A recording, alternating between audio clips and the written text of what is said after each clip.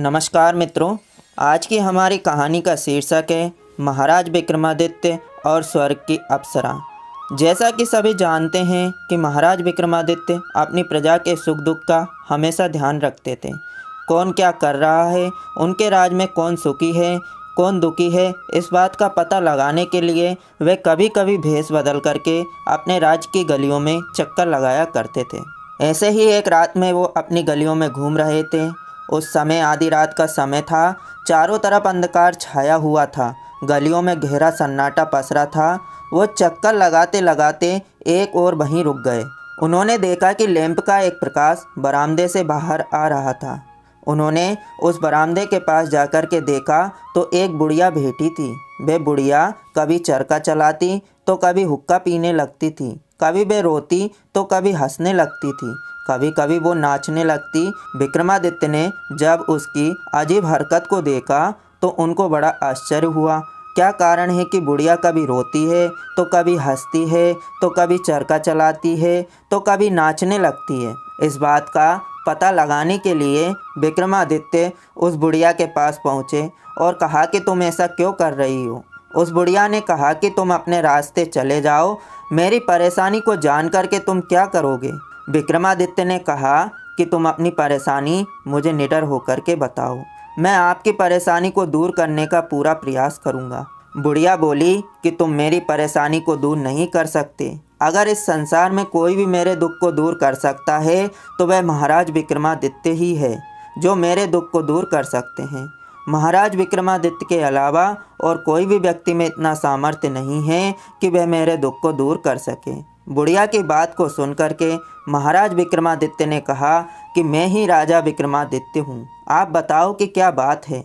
वह बुढ़िया कहने लगी कि मैं तभी बताऊंगी जब तुम मेरी एक शर्त को पूरा करने के लिए तैयार हो जाओ।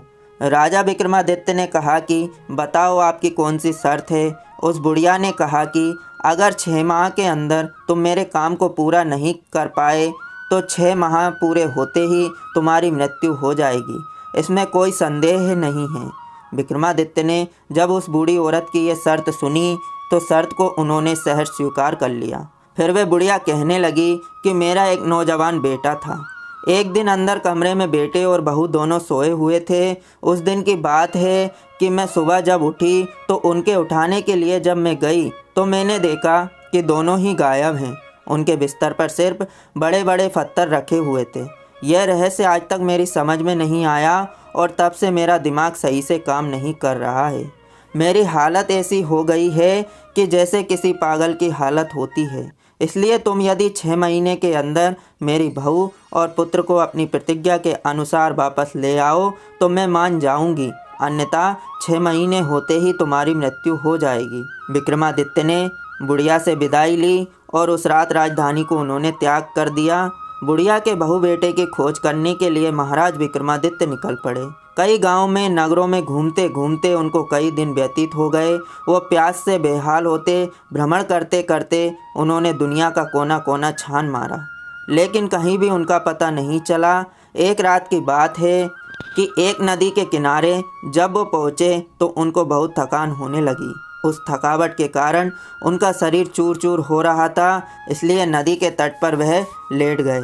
जैसे ही वह लेटे, नदी के किनारे ठंडी ठंडी हवा चल रही थी। उस हवा को उनके शरीर में स्पर्श करते ही उन्हें नींद ने जकड़ लिया, लेकिन चिंता के कारण नींद भी कितनी देर रहती। रात के 12-1 बजे तक उनकी नींद टूट गई। वे सोचने लगे कि 5 महीने तो समाप्त हो गए, लेकिन मैं अभी तक अपना वचन पूरा नहीं कर सका। 6ठा महीना समाप्त होते ही मेरी मृत्यु निश्चित है, इसलिए अच्छा है कि मैं स्वयं ही नदी में छलांग लगाकर अपनी जान दे दूं। इस तरह का विचार आते ही विक्रमादित्य नदी की ओर चल पड़े। जो ही वे छलांग लगाने लगे त्यों ही उन्हें अंधेरे में कपड़े धोने की आवाज़ सुनाई दी।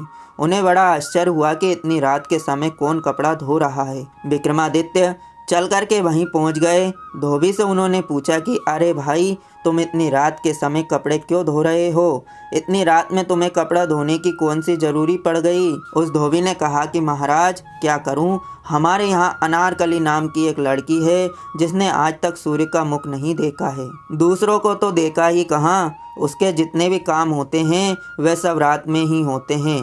यहाँ तक कि उसके कपड़े भी रात को ही धो कर के सुखाने पड़ते हैं। राजा ने जब ये बात सुनी तो उनको भी इस बात की हैरानी हो गई। फिर वे वापस आकर के अपने स्थान पर आकर लेट गए। बड़ी देर तक सोचते रहे लेकिन ये गुत्थी उनकी सुलझी नहीं। दिमाग में उनके ये बात नाचती रही। वह सोचने लगे कि एक तो मैं ऐसे ही दुखी हूँ, फिर इस झंझट में पड़ने से क्या फ़ायदा, इसलिए अब तो मुझे डूब करके ही छुटकारा ले लेना चाहिए। वह फिर चल पड़े और जैसे ही डूबने के लिए तैयार हुए उनकी नाक में धूप की बड़ी मीठी मीठी सुगंध आई और साथ ही निकट से शंख की आवाज़ उनको सुनाई पड़ी। विक्रमादित्य सोच में पड़ गए। वह रुके, उनके काम में रुकावट पड़ गई। इसका मतलब यह हुआ कि अभी मेरी मृत्यु है ही नहीं। सुबह हो रही है, शायद कोई साधु महात्मा भगवान की पूजा कर रहा है, चलो उनके दर्शन कर लूँ। वह चलकर महात्मा जी की कुटिया में पहुँच गए। महात्मा जी के चरणों में प्रणाम किया। महात्मा जी ने जब विक्रमादित्य को देखा तो वह बोले, पुत्र क्या बात है, लगता है तुम इस समय बहुत दुखी हो, बहुत परेशान हो, लेकिन तुम्हारे मुखमंडल की दशा से ऐसा आभास हो रहा है कि जैसे तुम किसी उच्च वंश से संबंध रखते हो।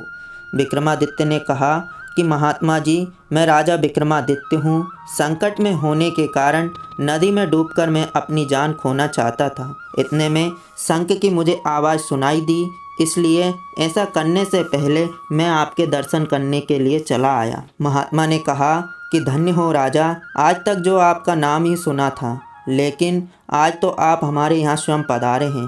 कहिए मैं आपकी क्या सेवा कर सकता हूँ। विक्रमादित्य ने जब साधु की आवाज़ सुनी तो उन्होंने बुढ़िया के बहू बेटे और साथ ही धोबी के लड़की के कपड़े रात को धोने की बात बता दी। महात्मा जी थोड़ी देर सोचने के बाद कहने लगे, तुम पहले एक काम करो कि किसी तरह से धोबी की लड़की के साथ शादी कर लो, फिर 2-4 दिन वहाँ ठहरना और हालचाल देख करके मेरे पास आ जाना, तब मैं तुम्हें सारी बात बताऊंगा। दूसरे दिन विक्रमादित्य सज धज करके धोबी के घर गए और उस लड़की से शादी करने की इच्छा जाहिर की। धोबी और सुंदर व्यक्ति को देख करके बहुत प्रसन्न हुआ और उस दिन विक्रमादित्य से अपनी लड़की की शादी करने का उसने फैसला किया और फिर उसने सुबह शादी कर दी थी। विक्रमादित्य वहीं रहने लगे, लेकिन धोबी की लड़की ना तो दिखाई दी और ना ही कोई बात की। जो भी बात होती वह नौकरानी के माध्यम से ही विक्रमादित्य से कह देती थी। उसके कार्य रात को ही होते थे और दिन को हमेशा सोई रहती थी। कुछ दिन वहाँ रहने के पश्चात विक्रमादित्य फिर महात्मा के पास आए। महात्मा जी को उन्होंने सारा वृत्तांत बताया। महात्मा जी ने कहा कि अब अपना काम बना समझो। वास्तव में धोबी की लड़की अनारकली है, जो राजा इंद्र की परी है। वह रात को जाकर इंद्र की सभा में नृत्य करने के लिए जाती है। बुढ़िया की बहू और बेटा भी वहीं रसोई का काम करते हैं। मैं तुम्हें 3 दिन के लिए 3 गोलियां दूंगा। एक एक गोली प्रतिदिन रात को मुंह में डाल लेना। उसके प्रभाव से रात में कोई भी देख नहीं सकेगा। फिर तुम उसके पीछे पीछे चले जाया करना। वहाँ जाकर के तुम अपने उद्देश्य में सफलता प्राप्त करोगे। यह तुम्हारे ऊपर निर्भर करता है। इतना कहने के बाद महात्मा जी ने महाराज विक्रमादित्य को 3 गोलियां दे दी। विक्रमादित्य वो गोलियां लेकर के धोबी के घर वापस चले गए। रात के समय विक्रमादित्य ने बहाना बनाया और शीघ्र ही सो गए। थोड़ी देर के बाद गोली को मुंह में रखा और दरवाज़ा बंद करके बाहर निकल गए। उधर अनारकली भी इंद्र राजा की सभा में जाने के लिए तैयार हो रही थी। राजा विक्रमादित्य ने चुपके से उसके नहाने के पानी में ठंडा पानी मिला दिया और वैसे ही उसके श्रृंगार के कमरे में भी सामान इधर उधर बिखरा दिया। अनारकली को यह देख कर के बड़ी हैरानी हुई। वह नौकरानी पर बिगड़ रही थी, लेकिन यह तो राजा की करतूत थी जिसे गोली के प्रभाव से कोई देख नहीं सकता था। क्रोध के कारण वह किसी तरह से तैयार हुई और इंद्र की सभा के लिए वहां से निकल पड़ी। विक्रमादित्य भी उसके पीछे पीछे चल पड़े। आगे चलकर एक वृक्ष के नीचे खड़े होकर अनारकली ने आवाज़ लगाई, बहन मालती, जल्दी चलो, आज देर हो रही है। बहन की आवाज़ सुनकर मालती भी सज धज कर बाहर आ गई। आगे चल कर के एक पीपल का वृक्ष आया जिसकी 2 बड़ी शाखाएं आकाश को छू रही थी। दोनों वृक्ष पर चढ़कर एक एक टहनी पर बैठ गई। विक्रमादित्य भी उनके साथ टहनियों के बीच में बैठ गए।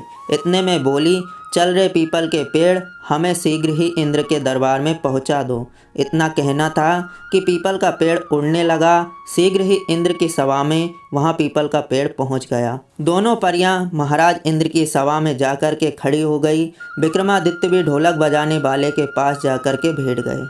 उस समय उन्होंने गोली मुंह से निकाल करके जेब में डाल ली। सभा भवन में लगे हीरे मोतियों की चमक आंखों में चकाचौंध उत्पन्न कर रही थी। चारों ओर पुष्पों की अच्छी सुगंध थी, इसलिए वह चारों तरफ का वातावरण मनमोहक हो रहा था। चंद्रमा की शीतल चंद्रिका अपनी ज्योति से सभा भवन की सुंदरता को निखार रही थी। इंद्र अपनी पत्नी सहित सिंहासन पर आरूढ़ हुए। देवताओं ने जय जयकार की। वाद्य यंत्रों की मधुर धुन और ढोलक पर पड़ी थाप के साथ नृत्य आरंभ हुआ, लेकिन ढोलक वाला सुस्त था। नृत्य में गति नहीं आ रही थी। विक्रमादित्य अपने आप को रोक न सके। उन्होंने उससे ढोलक मांगी। फिर क्या था, विक्रमादित्य के ढोलक पर हाथ पड़ता है। नृत्य सभा में मादकता भरकर सभी मस्ती में झूमने लगे। परियों ने उस दिन ऐसा नृत्य किया जैसा कभी नहीं हुआ था। चारों ओर वाह वाह हो रही थी। नृत्य समाप्त हुआ। इंद्र ने प्रसन्नता के साथ गले का नौलक का हार उतार करके परियों को दे दिया। परियों ने वही हार ढोलक वाले को दे दिया, क्योंकि वह भी कई बार ऐसे पुरस्कार ले चुका था, इसलिए उसने वह हार विक्रमादित्य को दे दिया। विक्रमादित्य ने हार लेकर चुपके से जेब में डाल लिया। इंद्र की सभा विसर्जित हुई। परियां वापस चली गई। विक्रमादित्य ने भी गोली मुंह में रखी और अदृश्य होकर के पीछे पीछे हो लिए। वो इस पीपल के वृक्ष पर बैठ करके उस स्थान पर पहुंच गए जहां से वो चले थे। अब विक्रमादित्य परियों से आगे आकर के अपने कमरे में सो गए। जब सुबह हो गई, लेकिन वह नित्य की भांति नहीं उठे। अब तक विक्रमादित्य जाग तो चुके थे, लेकिन विचार विमर्श कर रहे थे। नौकरानी ने तभी आवाज़ लगाई, लेकिन वे उठे नहीं। उसने फिर झकझोरते हुए कहा कि महाराज उठिए, सुबह हो गई है। विक्रमादित्य ने आंखें मलते हुए कहा, ओहो, तुमने तो बहुत अनर्थ कर दिया। मैं आज एक बहुत ही सुंदर सपना देख रहा था। पास खड़ी अनारकली ने नौकरानी को इशारे से स्वप्न के बारे में पूछने के लिए कहा। नौकरानी कहने लगी कि महाराज, कैसा स्वप्न? विक्रमादित्य ने कहा कि ऐसा लगता है कि जैसे मैं आज इंद्र की सभा में गया था। वहाँ नृत्य हो रहा था। वहाँ मैंने बहुत सुंदर ढोलक बजाई। इंद्र बहुत प्रसन्न हो गए और इनाम में मुझे नौलक का हार मिला। मैंने उसे ला करके अभी अभी सामने वाली अलमारी में रखा है। जरा तुम जाकर के देखो। सचमुच ही वहाँ हार चमक रहा था। अनारकली के आश्चर्य का ठिकाना ना रहा। दिन व्यतीत हुआ, शाम आई। आज रात को फिर विक्रमादित्य ने इंद्र की सभा में प्रवेश करके पिछले दिन से भी अधिक सुंदर ढोलक बजाई। इंद्र ने परियों को सोने की थाली में 32 व्यंजन जो 36 प्रकार से बने थे पुरस्कार के रूप में दिए। परियों ने ये सोचते हुए कि सब कमाल तो ढोलक वाले का है, इसको थाली दे देते हैं। विक्रमादित्य पिछले दिन की तरह ही शीघ्र आकर के अपने बिस्तर में सो गए। आज जब फिर नौकरानी ने उन्हें उठाया तो वह कहने लगे कि हरि ओम, आज तो तूने मेरा सारा काम बिगाड़ दिया। आज तो मुझे कल से भी अधिक सुंदर सपना आ रहा था। मैं सपने को देख ही रहा था, इतने में तुमने मुझे जगा दिया। आज मैंने इंद्र की सभा में कल से भी अधिक सुंदर सपना देखा। मैंने देखा सोने की थाली में 32 व्यंजन जो 36 प्रकार से बने थे भेंट कर दिए। मैंने उस थाली को ला करके अलमारी में रखा ही था कि तूने मुझे जगा दिया। जाओ वहाँ देखो। नौकरानी बोली, वहाँ नहीं है। सचमुच वहाँ थाली व्यंजनों से भरी हुई रखी थी। विक्रमादित्य के पास अनारकली खड़ी थी। उसने जब ये सुना तो उसे काटो तो खून नहीं था। उसकी समझ में नहीं आ रहा था। फिर सारा दिन उधेड़-बुन में बीत गया। अंत में हार करके शाम के समय उसे राजा से बोलना ही पड़ा। महाराज, मेरी समझ में यह रहस्य नहीं आ रहा है। सच सच बताइए, आपने ये सब कैसे किया है? विक्रमादित्य ने अपना सारा भेद बता करके बुढ़िया के बहू और बेटे की कहानी सुना दी थी। अनारकली ये सुनकर के बहुत प्रसन्न हुई कि यही राजा विक्रमादित्य है। उसने कहा कि महाराज, आज आप फिर से इंद्र की सभा में चलिए और अपनी ढोलक बजाने की कला सभा में उड़ेल दीजिए। जब इंद्र बहुत ही प्रसन्न हो जाए और कुछ मांगने के लिए कहे तो वचन मांग लेना। एक में मुझे और दूसरे में बुढ़िया की बहू और बेटे को, जो वहाँ रसोइये का काम कर रहे हैं। रात होने पर विक्रमादित्य फिर इस सभा में पहुँच गए। आज उन्होंने ऐसी ढोलक बजाई जिसका कोई जवाब ही नहीं था। परियों ने ऐसा सुंदर नाच किया कि चारों तरफ उनकी वाह वाह हो चली। इंद्र मस्ती में अपनी सुध-बुध खो बैठा था। नृत्य समाप्त हुआ।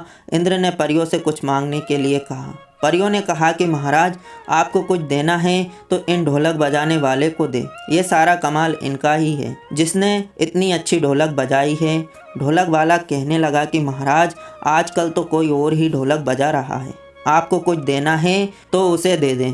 विक्रमादित्य से पूछा गया। उन्होंने 2 वचन मांगे।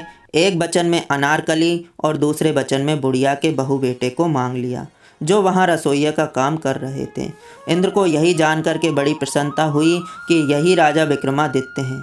उन्होंने अपने वचनों को पूरा किया। इस तरह राजा विक्रमादित्य 6 महीने के भीतर ही परी अनारकली और बुढ़िया के बहू बेटे के साथ अपनी राजधानी को वापस आ गए।